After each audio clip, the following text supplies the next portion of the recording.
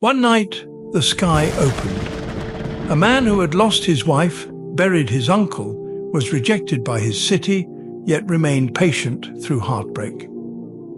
A man who had been mocked, stoned in Taif, prayed alone in Makkah. He had cried under the stars, bled in the streets, and whispered dua in the dark. And then, in the quietest part of the night, Jibreel descended. He would ride a creature faster than lightning, travel from Makkah to Jerusalem in moments, lead all the prophets in prayer, then ascend beyond the skies, past the angels, past the heavens, all the way to the place even Jibreel could go no further, and there he would speak with Allah directly. This is the greatest journey in human history. This is the story of al-Isra wal-Miraj, the night journey and heavenly ascent of the Prophet Muhammad. It was a time of pain. The Prophet Muhammad had just gone through the year of sorrow. His beloved wife Khadija, the woman who supported him when no one else did, had passed away. His dear uncle Abu Talib, who protected him from the Quraysh, also died. He had gone to Taif, hoping for support, but was instead rejected, insulted, and stoned, his feet bleeding as he walked out alone. Everything was closing in except the sky. And then came the invitation. One night, while he was resting near the Kaaba, the angel Jibreel descended and woke him with a message unlike any other.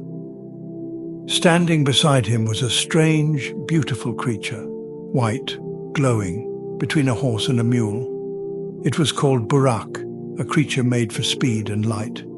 The Prophet mounted Burak, and in moments they reached al-Masjid al-Aqsa in Jerusalem. There, in the sacred masjid, a gathering had already formed.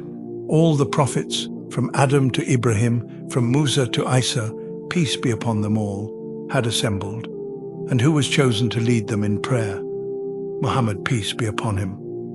After that, Jibreel led the Prophet to the next phase of the journey, the miraculous ascent through the heavens, al-Miraj. First heaven, Adam, the father of mankind, welcomes the Prophet and affirms his prophethood. Second heaven, Jesus and Yahya, both are cousins and prophets, greeting the Prophet. Third heaven, Yusuf, described as having been given half of all beauty. His radiant face is often noted. Fourth heaven, Idris. We raised him to a high station, Quran 1957, confirmed in narration as present here. Fifth heaven, Harun, the brother of Musa, loved by his people. Sixth heaven, Musa, who speaks with the Prophet and later weeps, saying, "A young man was sent after me, and more of his Ummah will enter paradise than mine." Seventh heaven, Ibrahim, seen leaning against al-Bayt al-Mamur, the frequented house above the Kaaba, where 70,000 angels worship daily and never return again. Beyond this, even Jibreel could go no further. He stopped, and the Prophet was raised to the place of Sidrat al-Muntaha, the lote tree of the utmost boundary, where no creation had ever gone before. And there the Prophet spoke to Allah. Allah gave him a gift, the daily prayer, Salah, originally 50 times a day. On the way back down, Musa advised, "Your people will not be able to handle it. Go back and ask for it to be reduced." So the Prophet went back again and again until it became 5 daily prayers. And Allah said, "They are 5, but the reward is 50. The Prophet was returned to Makkah the same night. Morning came. He told the Quraysh what had happened, and they mocked him. "You went to Jerusalem and back in one night? Tell us what it looks like then." And Allah showed it to him, and he described every detail.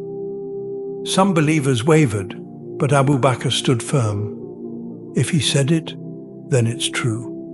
I believe in things even greater than this. And from that day, he was called As-Siddiq, the truthful one.